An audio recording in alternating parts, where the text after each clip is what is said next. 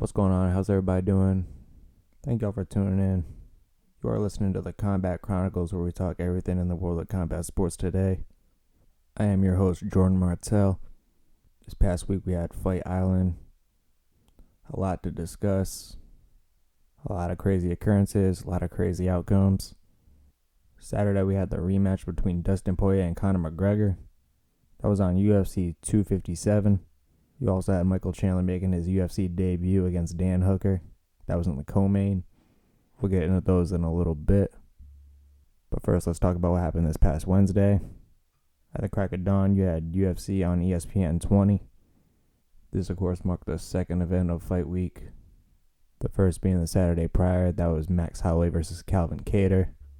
We touched upon it in episode number 2. For those that are just now tuning in for the first time. If you are, welcome. Hope y'all like what I put out. With that, let's get right into Fight Week. At the convenient time start of 9:15 on a Wednesday morning, leading off, you had 2 female newcomers in the female flyweight division. You had Contender Series alum Victoria Leonardo. She took on French kickboxer Manon Fiorot. I'd initially picked Victoria for this one. Overall, I thought she had the better resume, faced the better competition.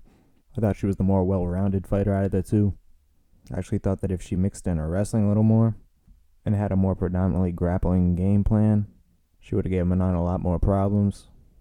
But hindsight's 2020, easy to say after the fact. But as for Fiorot, very crisp and accurate with her hands. Did an excellent job at picking her shots. Utilized that front side kick very nicely to keep Victoria at bay. Victoria is shown to be at her strongest whenever it's a dogfight. So whenever she can get inside close and they clinch, underhook, overhook, get the fight up against the fence, she tends to fare very nicely against her opponent. But whenever she gets in these technical stand-up battles, it tends to work against her, because oftentimes she fights with her hands very low. Point being, this is not her first time falling victim to a head kick.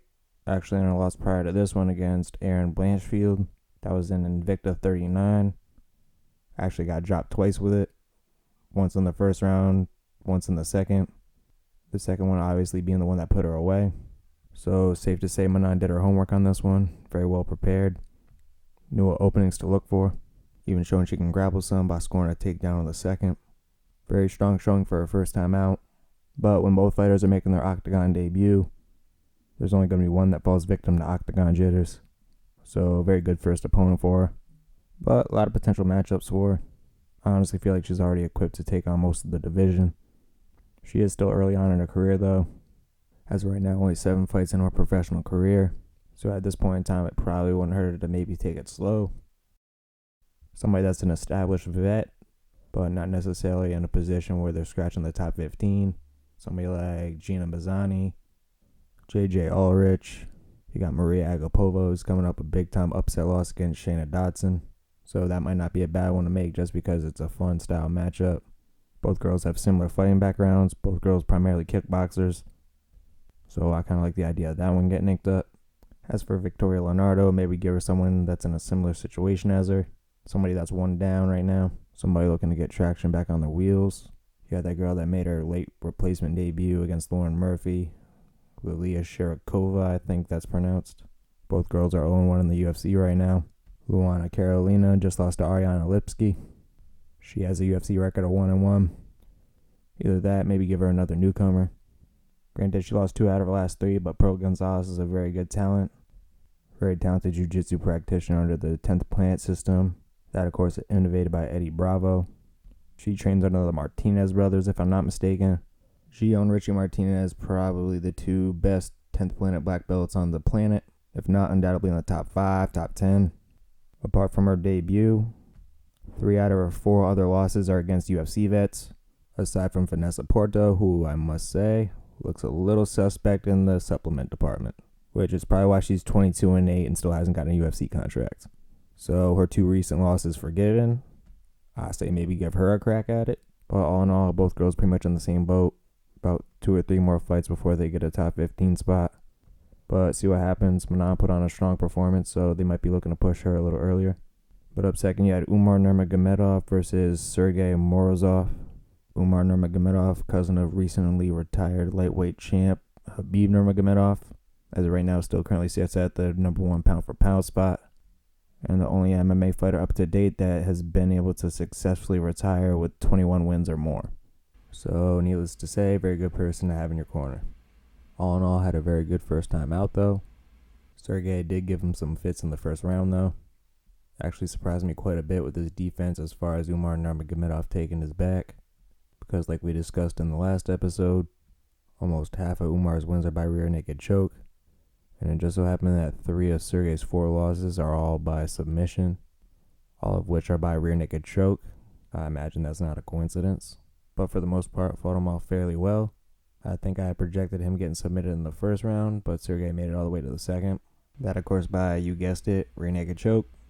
That now puts Umar at 13-0 for his professional career. Now that he's gotten all the jitters out of the way with the first one, maybe look to give him somebody with a little more experience. I imagine the UFC is going to look to push him fairly quickly because of his last name. You can maybe give him Jack Shore. Both guys are undefeated at 13-0 in the bantamweight division, but that's one you might want to hold off for in the future because both guys are fairly young in their career, so it'd make the most sense to maybe hold off on that one for a couple years.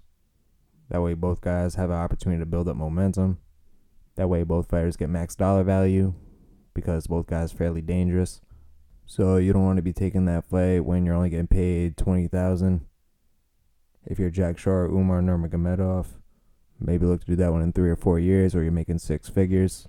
So business-wise, it makes the most sense for the fighters as well as the UFC, because essentially what would be a prelim in today's date very well could be a co-main or main event down the line, maybe 2 or 3 years from now. So I say a matchup with somebody like Chris Gutierrez, who's currently coming off a draw. He's pretty much in purgatory, so that gives him a little bit of sense of direction, if nothing else. And if you can pull out an upset victory over Khabib's cousin, then that pretty much catapults him all the way to the front. So a fight that very well could make Chris Gutierrez's career if it goes his way. So it might be too big of an opportunity for him to pass up if he gets that call. You also got guys like Hunter Azure, Luis Smoka, Tony Gravely, John Martinez, all guys coming off of wins, none of which have assignments at this point in time, all of which are pretty much trying to find their way to the top of the division. Whether or not any of these guys want to smoke with him, that's a different story, because he's essentially Khabib with a much more dangerous stand-up game. He's got a question mark kick that can serve as a substitute for NyQuil if you're not careful. So you very well could be seeing him sideline for a minute. Fourth on the night, you did have Francisco Figueiredo, brother of Davison Figueiredo, UFC World Flyweight Champ. But you had Francisco picking up a very dominant win over Jerome Rivera.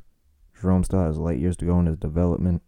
Still hasn't seen a whole lot. I believe he's only 25. And you might look at Francisco's record and say he doesn't earn a shot at the UFC, primarily because he's coming off a draw, and his last fight was in 2019. So you had a lot of people saying Davison Figueiredo pretty much bought him a spot in the UFC. But when you're training day in, day out with the number 1 guy at the top of your division, you'd be amazed how much somebody can develop in a 2-year layoff. As the old saying goes, iron sharpens iron, and you're not going to find iron much more sharper than Davison Figueiredo. So pretty much everything Jerome Rivera had to offer at that point was pretty much elementary to Francisco. The reason why I bring up Francisco and completely skip the fight of the night at third between Mike Davis and Mason Jones is because it kind of correlates with Umar Nurmagomedov, specifically for the reason I'd like to see Francisco Figueiredo maybe move up in weight, because with his brother being the flyweight world champ, he pretty much has a limited ceiling at flyweight. So unless Francisco wants his legacy shrouded by Davison Figueiredo's shadow, because at some point they will have to meet, both guys are very talented in that division. So at that point, does Francisco spend the remainder of his career trying to tiptoe around Davison, hoping to never face him in the rankings? Hoping that he's going to get a world title shot without having to face him at some point? Or does he go up a weight class where he's pretty much got an unlimited ceiling as of right now? Does he get a world title? Probably not. But at least that way he's essentially not fighting with shackles on and doesn't have to accommodate his assignments based on his brother. There has been some whispers of Davison Figueiredo maybe fighting Henry Cejudo at bantamweight, but with Henry Cejudo pretty much having a dad bod 0 kids deep, looking like he's in love with the retired lifestyle, it's probably not more than just whispers. But with how much Davison Figueiredo still has to go in the flyweight division, I don't see a move up to 35 happening in the near future. So I'd like to see Francisco maybe get thrown in there with Umar Nurmagomedov next. I think that'd be a reasonable matchup. Both guys train with the cream of the crop. Francisco, very much like his brother, talented all around. Doesn't quite have as heavy hands, but equally as good of a submission artist. Supposedly, I don't see it, but Umar is primarily a striker. His grappling is quote-unquote developing, as DC put it on the commentary booth. So you heard it from his teammate, not me. I think he's full of shit. You mean to tell me they were both trained by Habib's father, and Habib was the only one wrestling baby bears at age 3? Come on now. But all in all, I think that makes for an intriguing matchup. Both guys 1-0 in the UFC. Both guys elite talent looking to make a name for themselves, so why not? And with that, let's double back real quick and get to this fight of the night between Mike Davis and Mason Jones. Mason Jones making his UFC debut. Undefeated 10-0, at least was before the end of this fight. Mike Davis picking up the first decision win victory of his career. Honestly, could make a case for both dudes, though. A lot of people on Twitter scored at 1-1 going into the third. I personally had scored in favor of Mike Davis up 2 going into the third. Not by a whole lot, though. Without question, I think you give Mike Davis that first round. Marked up Mason Jones quite a bit. Of course, it doesn't help that he's a fair-skinned Welshman. Every single one of them sons of bitches are tough as nails, but I got paper for skin. The second I just barely gave to Mark Davis. Mason Jones did pick up a lot of his momentum late in the round. And the judges are always going to remember the second half of the round better than the first. So that probably bought Mason Jones the second. And then I actually scored the third going in favor of Mason Jones. Because Mike Davis was really starting to fade by the end of that third round. There's a very good chance if that's a 5-round fight that Mike Davis either gets finished by Mason Jones in the 4th or 5th round. Because right before that bell sounded, he was labored. He was keeping his hands low. He was getting cracked. You definitely saw the momentum shift heavily in the favor of Mason Jones, which is kind of the kicker, because if it was 1-1 going into the third and Mason Jones' best round was in the third, very easily could make a case for Mason Jones winning it. I'm not a fan of him, but a draw also probably would have been acceptable in this case. It really was that close to score. I had to watch it a couple of times. But all in all, it was great for both guys' market value.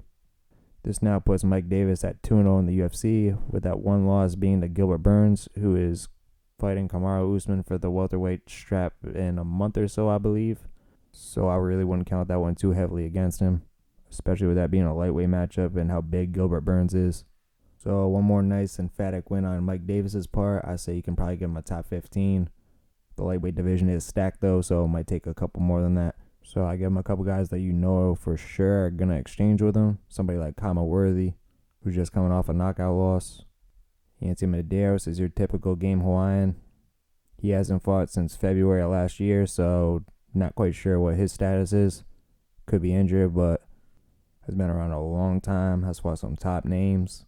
So if Mike Davis can make a statement out of him, then he very well could be knocking on the door for top 15. As for Mason Jones, I really wouldn't put him too far off his trail. That's sort of the reason why I maybe give this one a draw, because it pretty much put the guys on the same warpath. You give Mason Jones Robert Roosevelt, who's coming off a loss over Kevin Crum. If Kevin Aguilar is still around, he's a guy that's always fun. 10 of his 17 wins are by knockout, but with him losing 3 straight, I'm not sure if the UFC gave him the boot yet. Matt Frevola just lost this past Saturday. They're pretty much running on the same schedule. And although that Matt Frevola is not necessarily a knockout artist, he's always willing to stand and trade in the pocket. So that makes for an exciting matchup. All in all, I really don't consider there to be a loser in this one. Mike Davis put on a stellar, well-rounded performance. Aside from ground control, because Mason Jones pretty much was able to pop back up every single time. You could pretty much give him an A in all of the categories. And although Mason Jones took the L in this one and lost his undefeated status, he still picked up a lot of valuable experience. Was able to get battle tested early. And despite it being his debut, the lights didn't get too big for him, which is very rare amongst rookie fighters.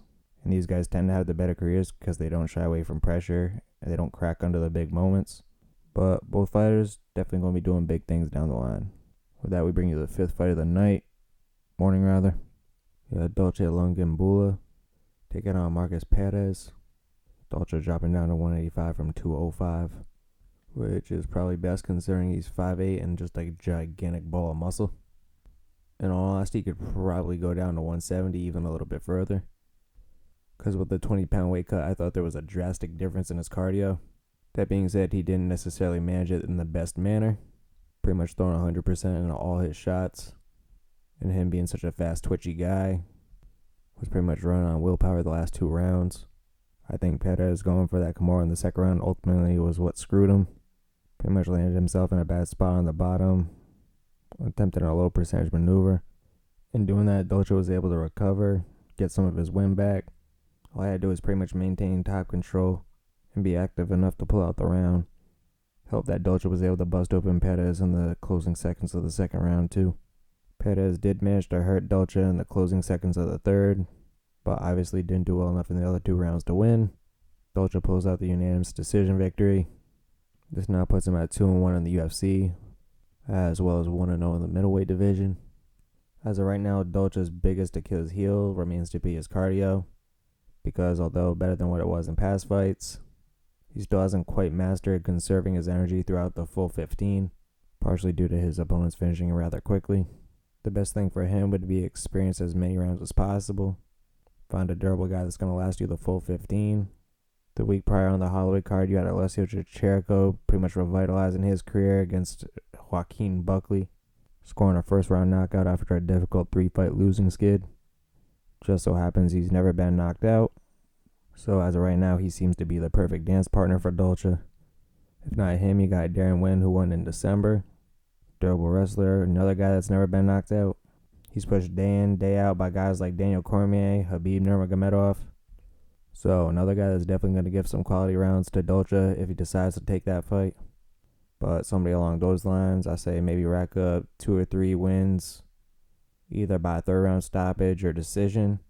Then once you have a set established pace going through 3 rounds, then you can maybe start to push for 5-rounders in main events. Unfortunately for Perez, this puts him at losing 5 out of his 7 UFC bouts. And I hate to say it, but the UFC is probably going to be showing him the door. In the 6th slot of the night, you had 2 flyweights going at it. Sumo Dieri taking on Sirak Adashev. In all honesty, I didn't like this fight at first for Adashev. I thought the UFC was trying to feed him to the wolves, to be quite honest with you. Here's a guy with only 5 pro MMA bouts to his name. He was coming off a 30-second knockout loss in his debut, and that was against Tyson Nam. And no disrespect to Tyson Nam, but he's nowhere near the caliber of striker that Sumo Dieri is. Sumo Dieri, the much more quicker, the much more agile fighter. Tyson Nam making it to the big leagues a little late in his career. Has over 30 fights, a little long in the tooth at this point. But despite picking up another loss, Adashev impressed. He went the full 3 with a straight killer in Sumo Dieri, who's just coming off a first-round knockout win. This now puts Adashev at being only one of 2 guys that have gone the full distance with Sumo Dieri out of 16 fights. So if nothing else, he definitely proved that he belonged in the big leagues. That being said, I'd like to maybe see him go back to the regional scene, pick up a couple more wins. I just don't think the UFC is a place to thrust a guy early on in his career that's still developing his skills. At least now Adashev goes back with the knowledge of what caliber fighter he needs to be in order to be successful in the big time. He knows where he lacks. He knows what he has to improve on now. So I say let him get a couple more under his belt. And if he can rack up a string of 4 or 5 wins on the regional scene, test him out again. As for Sumo Dieri, this puts him at number 14th in the flyweight rankings. This puts him ahead of Tyson Nam at 15th, who matches up very well with Sumo Dieri, although it doesn't make a whole lot of sense to face him, because Tyson Nam lost later that night to Matt Snell. That was by a split decision. And I have to say, because I actually just took a pause break just to rewatch it, that way I wasn't talking out of my ass. And I'm sort of glad I did, because I kind of changed my stance on the fight. I was initially going to say I thought Matt Schnell handily took it in all 3 rounds. And second time through, I actually had Nam winning the last 2 rounds. First round, not a whole lot going on. Matt Schnell, I think, edged that one out, just based off activity. Then the second round, I really think Tyson Nam started to pour it on him a little bit more. I think Tyson Nam landed the more significant shots throughout the second. Actually outlanded Schnell. One thing he did a lot in his last 2 fights, which he actually pulled out wins, that he didn't do a whole lot in this fight, was go to the body. Tyson Nam has an excellent 1-2 to the body, right to the solar plexus. And that essentially opened up his opponents for that big shot he was trying to land throughout the first. Wasn't really throwing in combinations until late in the second. The whole first round, he was going for that one big haymaker, which I imagine a couple highlight reel knockouts in a row. You start to think you can do that every single time out. and then you only start to look for the big shot, and not what opened up the big shot in the first place. And Tyson Nam must have noticed that within himself as well, because in the second half of the fight, you did see Tyson use a lot more combinations. He mixed up the body and head a lot more.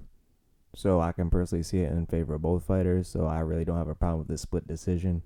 But nonetheless, Matt Schnell pulled out the victory. You also had Amir Albazi beating Zumagulov. That was this past Saturday at UFC 257. So a lot of movement in the flyweight division. So if I had to guess, I'd imagine Sumuderi's probably going to end up fighting Albazi, since they're pretty much running on the same time schedule, and they're literally right next to each other in the rankings. But with Sumuderi's Achilles heel being submissions, given all four of his losses have come by way of one, I think the best way to make a statement is take one out, and Albazi's a very dangerous submission artist. I think you're looking at 8 out of his 14 wins being by way of submission.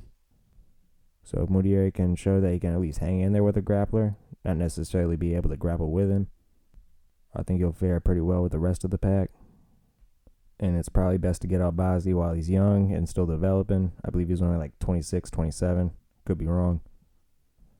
I also don't have a problem with Matt Schnell either, because Matt Schnell is very dangerous on the ground as well. And with the stand-up game mixed in, he's pretty much a whole new fighter. So a lot of options to pick from. All depends on the UFC, who they want to give a push, who they think can move the needle the best. But a lot of activity in the flyweight division right now. And I think Dana was actually going to get rid of it. But we'll jump right to number 10 real quick, because that was Tyson and Matt Schnell, which we already pretty much talked about. So this win places Matt Schnell at number 8. Wasn't necessarily what I would call an impressive win, but it was a win that Matt Schnell was able to demonstrate a lot of what he added to his game, that he has developed and worked on his striking. So overall, it was still a very good showcase for Matt Schnell. That puts him right around the realm of Kai Kara-France and Brandon Royval. If he had to pick one, best bet would be Kai Kara-France, because Matt Schnell, although he worked on his striking, has a clear-cut grappling advantage, and that just put him one step closer to the title shot. So maybe if he pulls out a decisive win this time around, it might be enough to put him right in the hunt. If he does get offered Brandon Royval, much more high-risk, high-reward type of fight, Brandon Royval's going to give him a lot more problems than Kai Kara-France. Brandon Royval's super talented kid. Literally just fought in a title contender elimination bout against Brandon Moreno. So even though he's number 6, he's really not that far off of getting a shot. Very well could jump the rest of the pack if he pulls out a decisive victory. And Brandon's super big for that division. Honestly, I don't know how long he'd be able to cut to 25.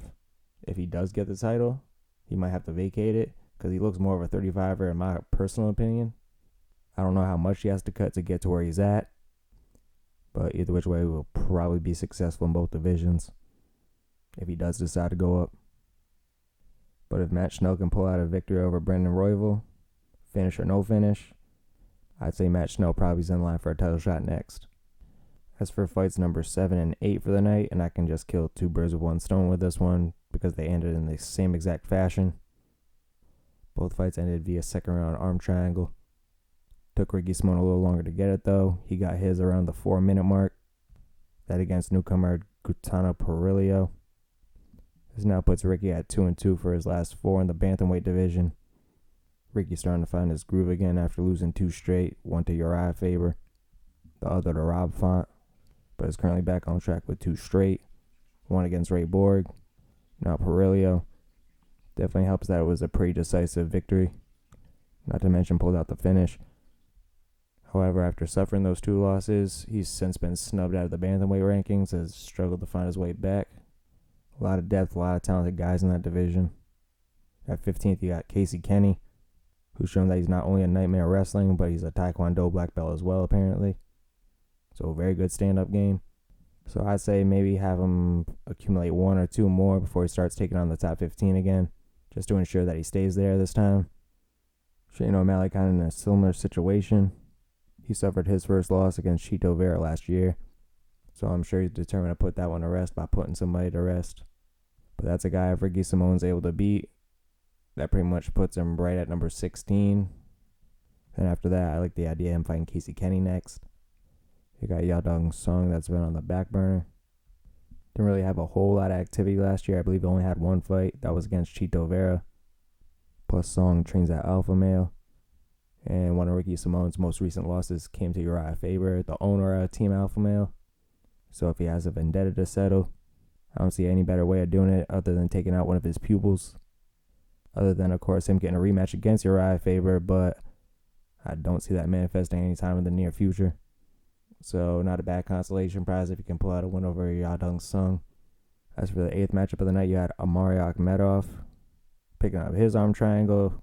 1 minute and 41 seconds in the second round. That against Tom Breeze, who I was very high on coming into this matchup. Tom Breeze scored a significant TKO victory in his last matchup against KB Bular. Honestly, didn't look horrible in this matchup. He did go for a risky guillotine attempt in the first round. Tried to anticipate Akhmedov's takedown, which ended up essentially costing him the third round because he spent 3 minutes on his back. Going into the second, it was shaping up to be a little bit better for him. But similar scenario, Akhmedov got him up against the cage. And while Akhmedov was trying to perform a double leg on the fence, Tom Breeze went for another Hail Mary maneuver trying to roll into a calf slicer, which he'll wind up to regret about a minute later. Because not only did it cost him position, and Amari scrambled to get out of the calf slicer, Amari could not have landed in a more perfect position for their arm triangle. Amari literally landed in half mount to where he only had to slide his leg over, and the rest is history. Akhmedov picked up the second round submission. So this puts Akhmedov in a little bit of a weird spot, because I believe this puts Akhmedov at 15th for the 185 division. And right beneath him is Chris Weidman and Uriah Hall, who I believe were supposed to be fighting in a month or so. But Amari literally losing to Chris Weidman in his last matchup, and with it not necessarily being the most entertaining matchup in the world, not one the fans are exactly itching to see get run back. That isn't the case of Weidman winning.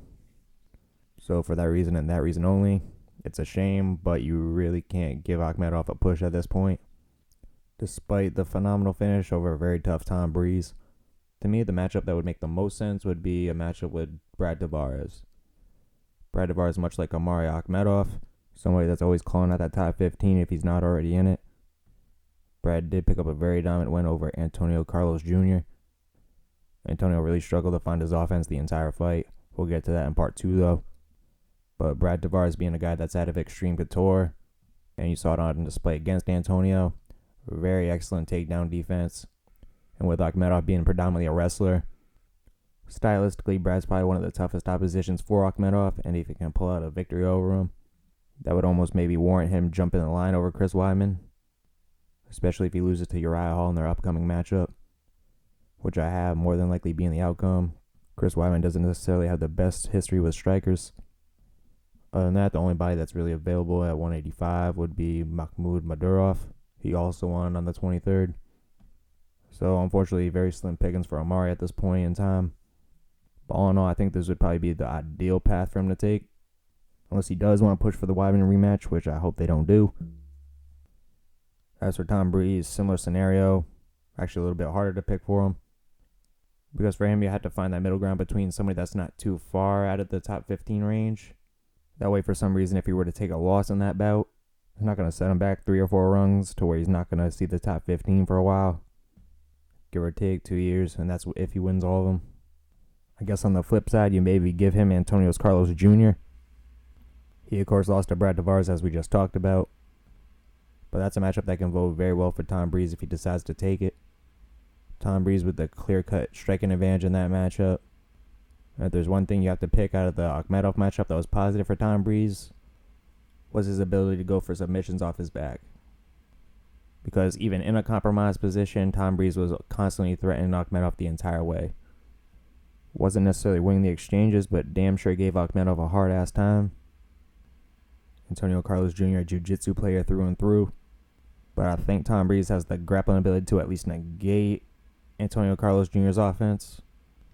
Similar situation with Brad Tavares. When Antonio Carlos Jr. couldn't initiate the grappling, he was left with no other option but to stand and bang with Brad Tavares, which is not a good idea for anybody.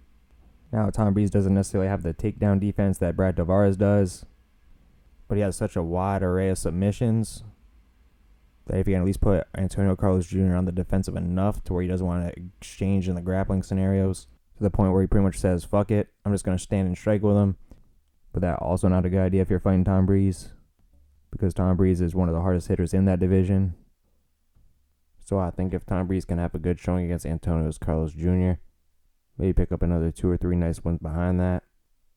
Maybe even give him the loser between Uriah Hall and Chris Weidman, both of which have name value, and if he can put a stamp on either one of those two, then he pretty much solidifies himself in the top 15 for 185. And once he cracks that between 10th and 12th spot, I think you'll be seeing him in the rankings for a very long time. There's not too many people that are going to be able to knock him off. Granted, the top 10 could very well vote some problems for him, because 85 is probably the division with the most depth. You're looking at Israel Adesanya, Robert Whittaker, Kelvin Gastelum, Darren Till, Jack Hermanson, now Marvin Vettori. And I can sound them off all day. It's going to be a very long time, if ever, that you see Tom Breeze get a title shot, which is actually pretty wild considering his talent level. Ninth on the night, you had Lerone Murphy taking a unanimous decision victory over Douglas Da Silva Andrade. Andrade actually typically fights at bantamweight, 135. And I have to tell you, I did not have Lerone winning this fight. Clear cut without a doubt. I had him win in the first round. But in that second round, Douglas had his back for a good 2.5, 3 minutes. And for the short amount of time that it was on the feet, Douglas managed to clip him a couple times and stun him. Lerone was unable to do that in the second. And then third round, similar narrative. Douglas managed to hit him with quite a few heavy shots. What ultimately helped Leron's case at the end of that round was the late takedown. Not to mention the fact that he closed the fight out on top. And that's the part of the fight the judges are going to remember the most. So if I had to guess, that's probably what closed out that third round for Lerone. Nonetheless, he moves on to 10-0 with 1 draw. But overall, a very good showing on both men's part. Definitely don't want to take anything away from Lerone because he fought his ass off. This now puts 2 in a row, I believe, for him. Then I believe he got a draw in his debut. So Lerone just now getting to that point where he's starting to build traction in his career. Not really too big on the mic, but definitely a very entertaining fighter. So that more than makes up for it.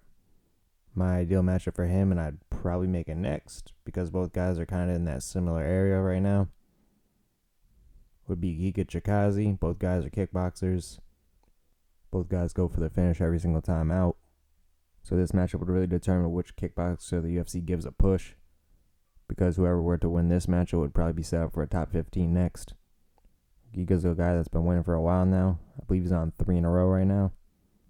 Lerone more or less the same spot, 2-0-1. Gavin Tucker's another guy that's more than willing to exchange with him. Did so against a much bigger, much longer Billy Quarantillo. And because Gavin's on the smaller side of 145, people underestimate his power. So this is a matchup if Leron's not careful. Lerone opts to disregard Gavin's striking. It very well could be lights out for him. As for Douglas Da Andrade, I'm not sure if this is a permanent move to 145. I'm not necessarily mad at the move. Douglas is a guy I believe started his career at 125, so a little bit on the smaller end. But very dense, very strong 145er. His power definitely carried over. Like I said, all in all, not a bad showing for him. I honestly think he won. So if you want to keep giving him looks at 145, I don't think that would necessarily be a bad thing. I believe he's only won 1 of his last 3 outings. The Alpha Ginger Spike Carlisle is one of those guys that are pretty much in that same spot. They're both pretty much on that cusp, but one more pretty much showing them the way out the door. But it sure would be one fun pink slip match to watch. Douglas not a guy that's easily finished. I believe he's only been finished 1 time, and that was by a doctor stoppage. So never actually really been put away. And Spike Carlisle is one of those guys that if he can outlast and get through the storm, then Douglas should have no problem taking the second and third round, which I think he's more than likely going to do because Spike Carlisle is another guy that's not easily finished. But to be honest, the more I'm talking about it, the more I'm liking the move to 145 for Douglas. Especially with the way the UFC is constantly jamming up the flying bantamweight division. The UFC is constantly doing a champion versus champion matchup on pay-per-views. Having the flyweight champion fight for the bantamweight title and vice versa. Pretty much leaving the rest of the pack assed out. So a lot of politics involved in those lighter divisions. At 145, there's not a whole lot of that, so in all honesty, probably Douglas' best chance at fighting for a title. Will he ever see it? Who knows? He's only lost 4 times, 2 of which were to former champions, one being the current bantamweight champion Peter Yan. So still a lot of potential at 36. But jumping all the way to 11, since we already talked about Matt Schnell and Tyson Nam, we had Vivian Araujo beating Roxanne Modafferi. That was by unanimous decision. This one more or less went as expected. This tallied Roxanne's 43rd professional MMA match. And no matter who you are, male or female, 43 fights is a lot. And unless you're absolutely steamrolling everybody in the opening minutes of the fight, 44 fights are going to take a toll on you. At this point in her career, Roxanne's rocking dual knee sleeves. At this point, with how female MMA has developed over the years, the competition's only going to get stiffer, only going to get stronger. Vivian was a perfect example of that. You saw a girl with excellent kickboxing, agile, light on her feet. Not to mention she's a black belt on the ground. And although Roxanne's good at all these areas, a much fresher fighter with only 10, 11 professional fights on her record. 24, 25, not a whole lot of injuries yet. 9 times out of 10, that fighter's going to get the upper hand on her every time. That is, of course, unless you get a situation like the Missy Barber fight, where she was essentially fighting with a handicap the entire time because she had a busted knee. But as of right now, I don't see the title shot in her future. And her chances are only going to get slimmer as the younger, much more fresher competition comes in. And I'm sure she loves this game more than anything in the world. And it's kind of tough seeing her do anything else. But she's getting to that point where it's looking like she has to hang it up. She does well enough to her where she wins one, loses one, wins one, loses one. She's done that consistently throughout the last couple of years. Always does enough to stay in the discussion, but never enough to actually get the title shot. The chick's tough as nails, never gets finished. I think she's only been finished maybe 3 times out of all 44 of her fights. But at some point you have to assess your career and ask yourself, is this worth me doing anymore? And if you're Roxanne, I don't think the answer is yes. At this point, she's pretty much just fighting for a paycheck right now. I'm not exactly sure on what she's getting paid. I can't imagine it's anything under $67,000. So still better than your typical day job. And she only has to show up 3 or 4 times a year. So at this point, the juice still may be worth a squeeze. But it's definitely creeping up to that point where she should definitely start assessing and reconsidering what she's going to do after her fight career. As for Vivian Araujo, this puts her at number 7th in the female flyweight division. And at number 6, you have Joanne Calderwood, who just recently beat Jessica I believe a week ago. So to me, that's a no-brainer. That's obviously the matchup you make next. Both girls on the same schedule. Both girls freed up at this time. Both girls right next to each other on the rankings. If and when they do make this matchup, I definitely have Vivian taking it. Joanne definitely has the power advantage, but Vivian overall, definitely a lot more elusive. Utilizes the angles a lot better. And without question, Vivian has the ground advantage. So I wouldn't be surprised if Vivian pulled out a second round submission.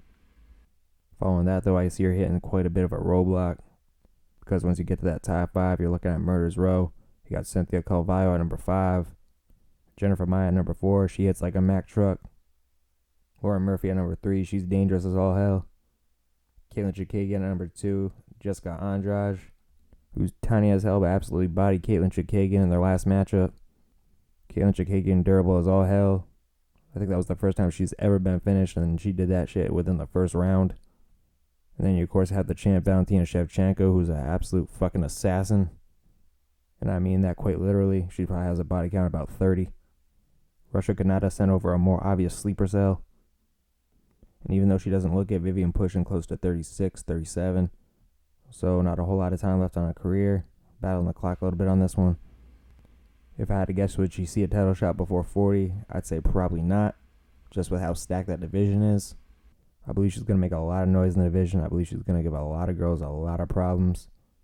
I just do not think she has the timetable to develop in time to beat Shevchenko, who, quite frankly, could hold both the men and female flyweight titles. If there's ever a unisex match where she fights Davidson Figueiredo, I'm putting all the chips on Shevchenko.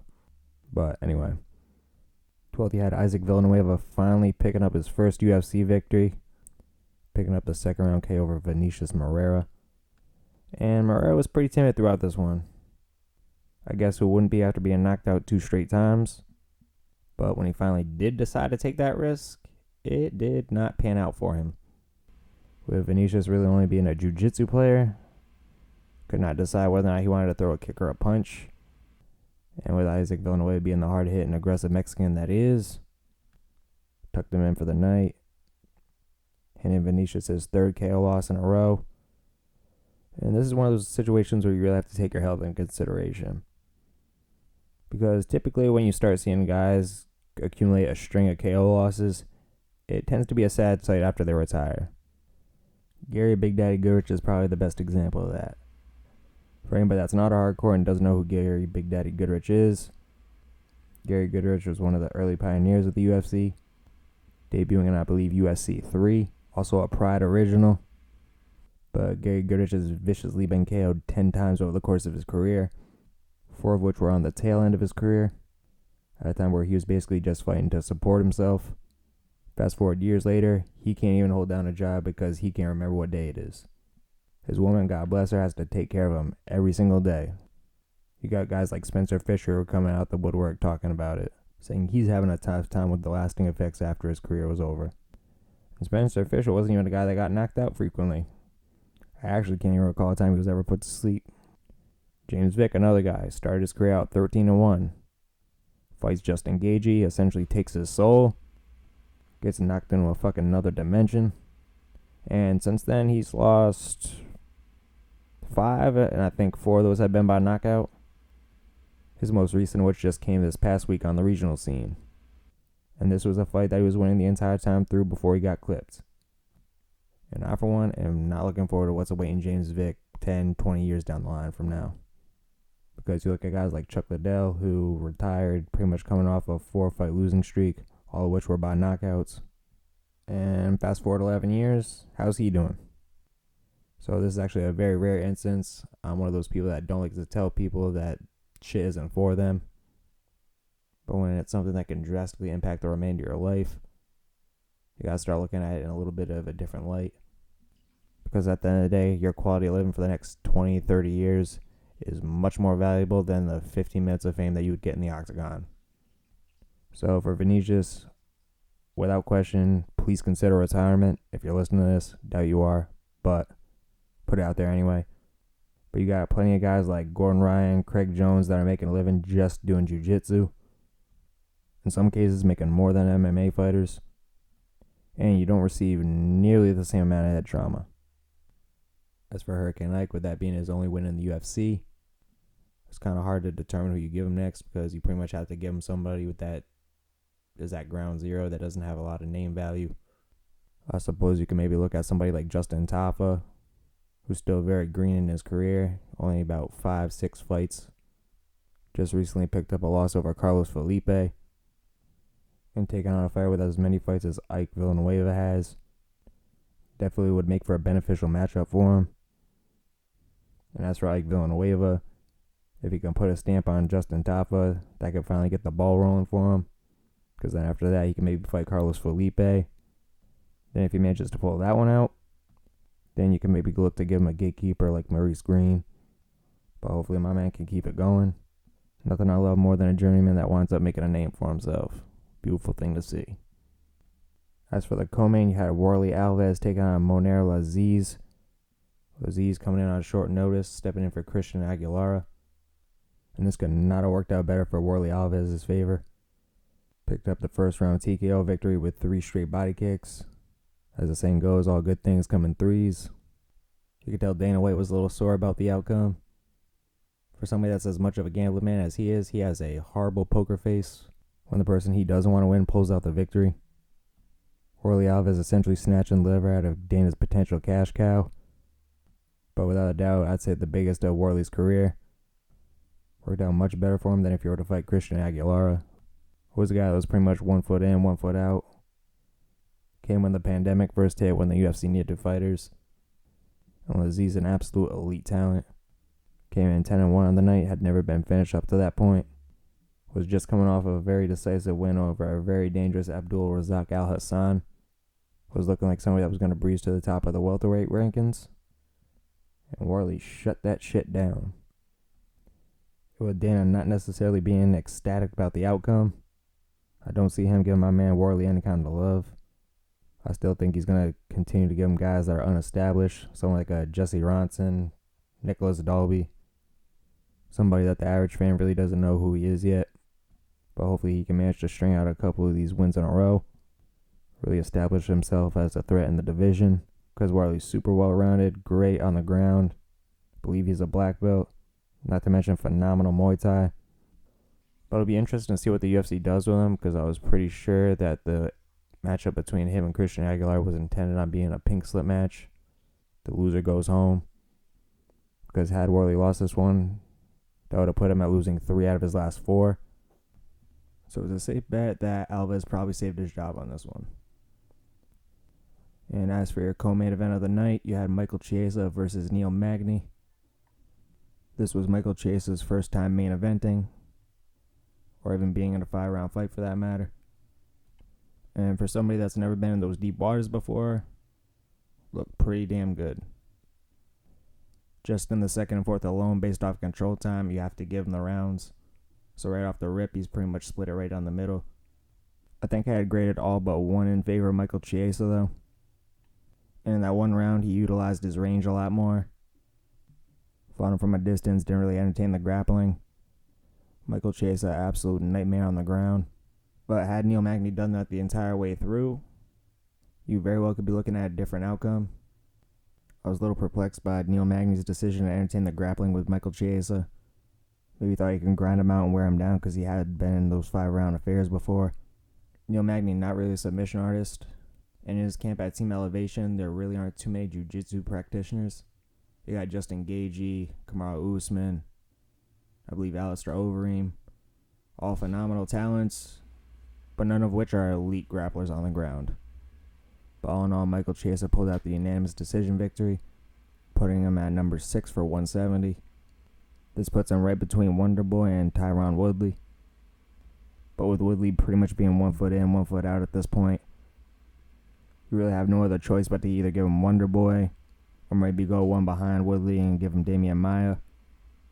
Really intriguing matchup if you're a grappling fan. Damian Maia, absolute legend in jiu-jitsu. But I believe he only has 1 fight left on his contract, and I believe he's retiring after that fight.